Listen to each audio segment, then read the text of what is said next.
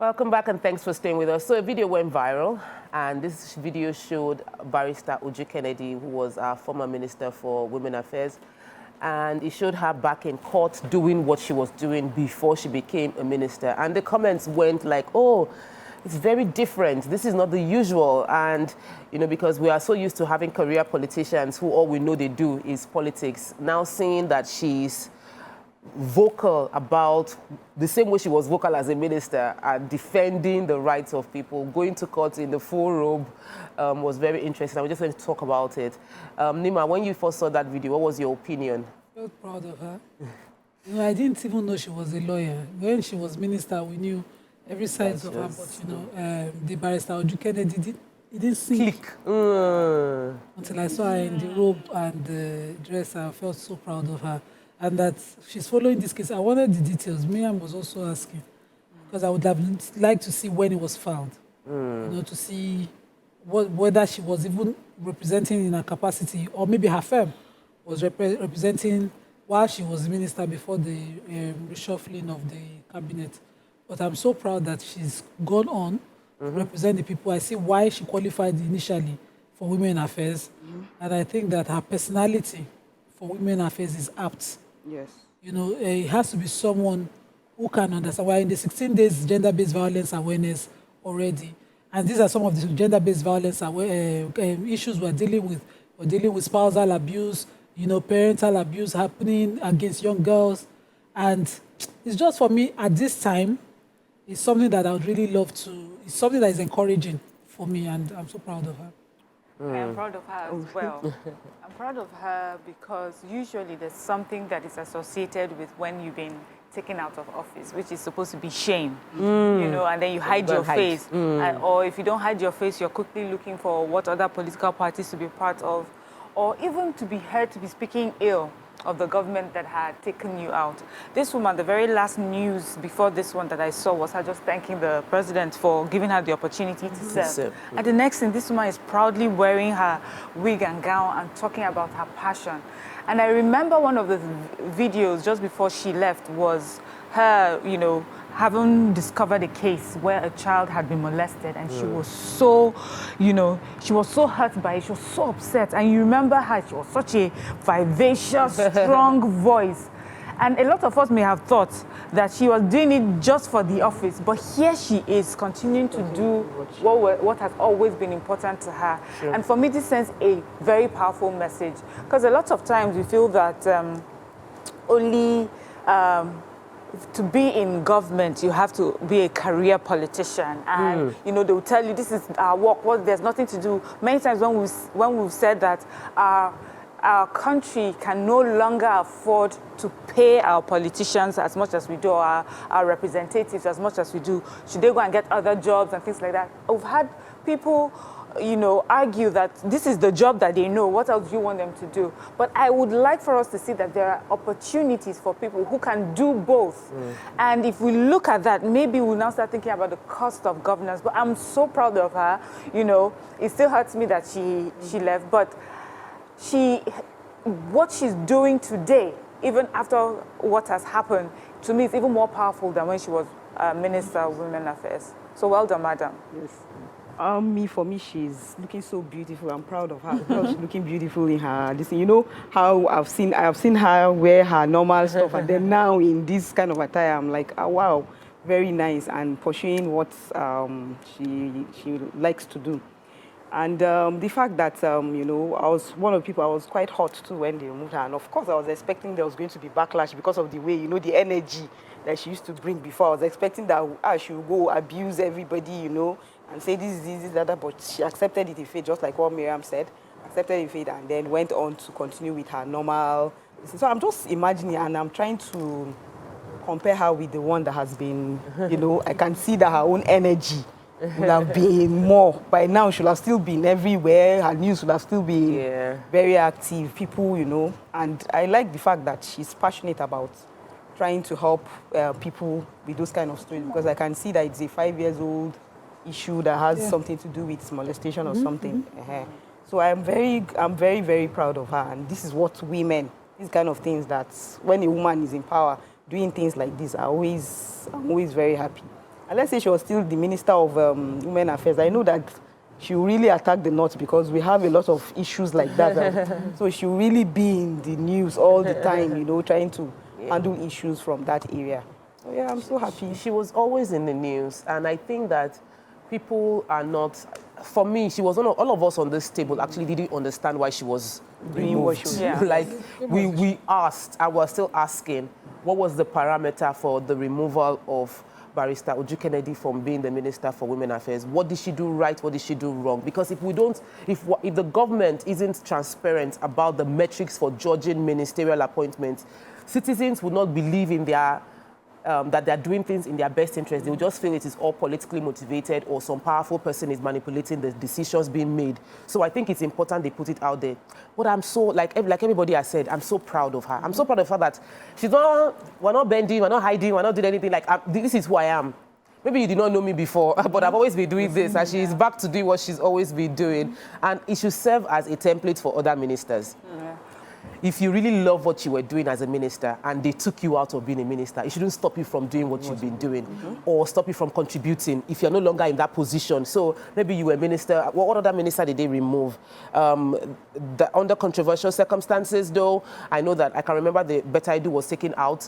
And even though politically, it might not seem like it's right for her to speak up, but I feel she should just express yourself, speak your truth, and speak truth to power. If you got into that position based on your advocacy and your engagement, don't suddenly go silent because they took you out of that political platform. Still do what you want to do. Hold the leaders accountable. If you are no longer a minister and you see that the current minister is doing something that you don't support, come online and talk about the fact that, this minister, this is what I would have done if I was still the minister. That way there's a bit of check and balance, and everybody sitting on that position knows that people are speaking and talking about what is going on. During this reshuffle, we expect that certain performing and non-performing, according to what the presidency had said, ministers were going to be dropped. We have, from where we seen Uju Kennedy actively doing her job. Yeah. So maybe they had certain parameters or KPI, as they call it in the corporate world, that they were using to check her. But she's not the same with Better Edu. I would really like Better Edu to have her day in court. Come to court, defend yourself. If the money is diverted, we're not so diverted, rather than just disappear, because you'd understand why she would disappear as opposed to a reshuffled cabinet. Yeah, that was different change. circumstances. So there are two different circumstances. But also, I like that Uju Kennedy has let us see that politicians can have careers outside political offices. So if you're a career politician from day one to the get-go, you retire to leadership lectures and all of that, and continue And mentorshing, building young mentorship. leaders. But if you're a technocrat, that's the word, you're taken from a certain field into politics, go back to the field. You understand? Go back to work. When you're removed, you're actively working. When your expertise is needed in development again, they will come and source you where they found you in the first place. We had past leaders like that. Joella, the moment she was removed, she went back to her work. But The she other wasn't lady, a career politician. Could you no, also she was. That's what I'm saying. Technocrat. She was brought in to serve, and the moment she was removed, she did not go and sit down and be running for senator and like a governor that has just run out his term will be running to go to So this is senate. a career politician. She went back to her work, and today her work is even much better than an appointment. So live your life doing your work, and I think we should start to honor honest, little beginnings in people, so that people can learn to stay there and grow. Mariam. She's shown that. So this also reminds me of when we were growing up, there was a military governor of Plateau State who had a wife who used to work with CBN. And I remember it was a thing, we used to hear the adults say that she did not stop her work. Like in the morning, she would drive out of government house and go to her job as CBN governor. And I remember, recently when we were talking about wives of governors and what they should be doing and, the expectations, I just said, sometimes these husbands, they have always, this is their dream. They've always wanted that. And this person became your wife just because, the politics was not part of it, and she finds herself, with a person, with a man who has now gotten a political appointment, or who, has found himself, as some sort of leader. What is now left for the woman in that situation? And I like that the women, at least at that time, this particular woman had her job that she was going to. I know it's a little bit different, but I just thought it was a different angle to bring on. It just shows that people have their different dreams. They can do other things. And we should be able to leave room for people to either be part of this husband's government in a way like running, or decide to serve her country in another way, which is going to her job, earning her money, and being the best citizen, at her job. So I just like that women have always given us like good examples of something that, we can always emulate. And yeah, that was it. Let me take Blessing from Port Harcourt before I come to you, because I'm wondering, women, before I ask my question, let me first get Blessing from Port Harcourt. Welcome to the show. Good morning. Good morning. Good morning, Blessing. How are you doing? I'm fine. First of all, I want to commend Mrs. Naimat. Madam, you really, really inspire some of us here. We like your boldness. Everything that happened on the show the other day about people, please, I don't want you to be discouraged. Remain yourself. Here, from this end, we admire you a lot. Thank you. And you know what?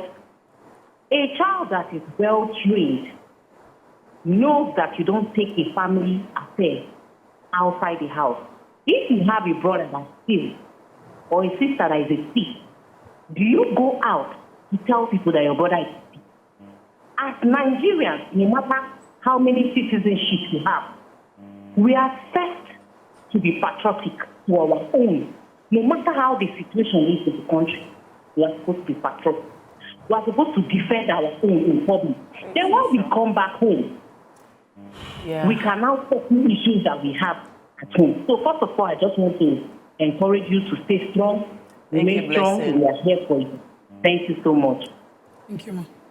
Thank you so much, Blessing. So Blessing wasn't calling to contribute to this show, but we would accept Blessing's own because it has come. But subsequently, I think that we should channel the love and attention to Nima privately at Nima Akashatibiri. Check her on Instagram and send her that love. She would really appreciate it, and we are all feeling it, and we're supporting her on that journey as well. Let's stick to the topic per time. So when you were talking about women being first ladies and doing what they need to do in their keeping their career, it's because we've never had a first gentleman. Because if we've had first gentlemen, trust me, that first gentleman is not going to leave his business or his career to focus on being a first gentleman. In most cases, he will still continue his business. I know we've had judges who are a judge, I think, Nima, judge. There was a first lady that was a judge. Wike's wife. Wike's wife was a judge, right? Or was and it? She continued her job. And she continued her job. A medical doctor continued her job. The first lady of Lagos State is a medical. There was a first lady line. from, I think, Kebbi. She has this cancer foundation awareness. She's also an NGO. She's always done her job. I think she's a gynecologist. And she, And most times there's So when they have like NGOs, that one is sort of like But she's a professional doctor. gynecologist. Okay. And so she's also doing her work. And, some of them after leaving, they start up a business, they start doing something, because while they were in office, they discovered some things that, they could go into. Yeah, that could solve the problems of people. Yes, so they'll just go into it. But not focusing on first ladies, let's even just generally talk about career politicians, because I think that's a big deal. Can we say that career politicians have served us as a country?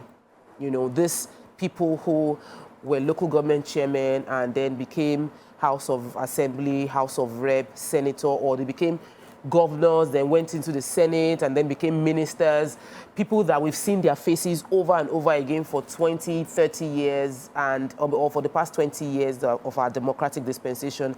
Can we say that the career politicians have served us, or the system of career politics hasn't really served us? Maybe we should stick to technocrats as a style of voting only technocrats. What do you think? Because I know that there are technocrats that have worked and politicians that have worked. So how do we now find this balance? I think career politicians, I think it depends where we are today. And for me, the career politicians don't work for us today just because of the cost, you know, that how much it costs us to have them, you know. They do not do anything else apart from this job where they become representatives, they are leaders, they are, you know, and we have to pay them for their time and for their services. And we have such a large government structure. We have the executive, the judiciary, the legislature that is like two bodies. We know the numbers of legislators that we have. That is at the federal level, then we're talking at the state level. So it is quite huge, and it's such a huge cost to the government. And that is why I have always advocated, you know, that we have a situation where our career politicians can work half, do their jobs, especially with the legislators, you know. They have periods where they go off, and it's quite an extended period. Yeah. And in that time, you know, it would be nice that they're doing their jobs and facing other businesses that they do. We have had people who say that before they got into politics or gotten a political appointment, they were making more money. Yes. So it was a sacrifice for them to serve us. So I'm not here, my argument is not to bash the career politician. It's to understand that, yes, some of you will understand that there's a sacrifice that you're making, that you're probably earning more. You would have probably done a lot more for yourself. But now that you have become a politician, the money that we're even paying you is not enough, or is not commensurate, or cannot be compared to what you used to earn. But right now for our country as a whole, I think it is too expensive. We can't afford to do that. It would be nice that we had people who had their day jobs or some sort of job or some part-time job, do that, earn some money, and then come, and then we'll give you what we can afford. Yes. So we can give you what we can afford for now. And then when we have all done the good job of making sure our country is doing better, our economy is booming, then we can increase the salary a bit. You know, I would like for them to think it as a salary instead of like an entitlement. Because many times when we have talked about these issues, is that there's always this almost entitled, a minister, a senator, like almost, this is the sort of remuneration I should get. This is the sort of car I should have, or the sort of house I should have, irrespective of the state of the economy of the country that you're serving, and I don't like that. So, but people have also argued against the technocrats. The technocrats sometimes they don't understand the politics. Yeah, they don't understand the politics, because one thing about politicians is that they understand the people. There's a way to pass a message. The technocrat sees a good idea. It's a good idea. I don't need to keep talking to you about it. I'm going to do it. And you find that many technocrats always fall. You know, they're always the casualties of all these political issues because they don't get the steps that need to be taken. They make some mistakes where there's a due process to be followed. They jump it because they think, you know, they're doing it for the good of the people, and, you know, bites them. So let me take the call from Reverend Ekweme, who's called in from Abuja. Let me hear your opinion on this technocrat or politicians, or what you even just think about Barrister Uju Kennedy. I'm so sorry for keeping you waiting for so long. Are you still there? Listen to me, sir. Don't listen to the TV.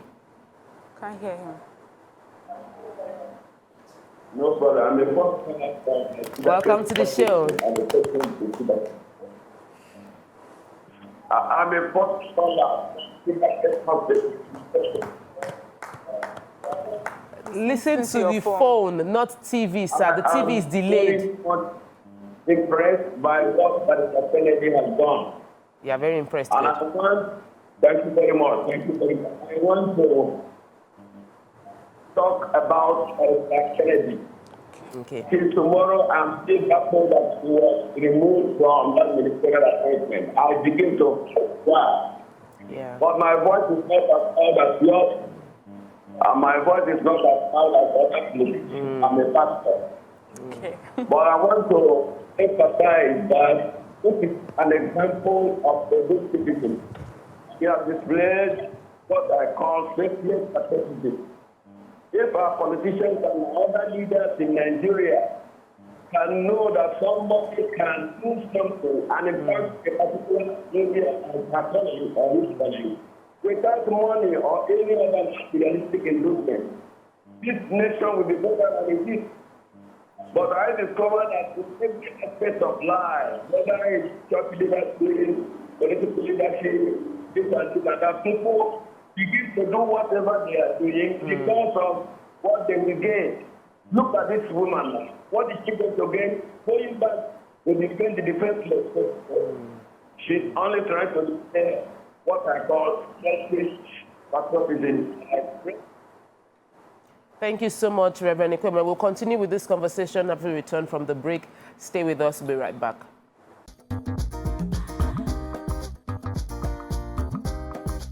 Stay tuned. Your View will be right back.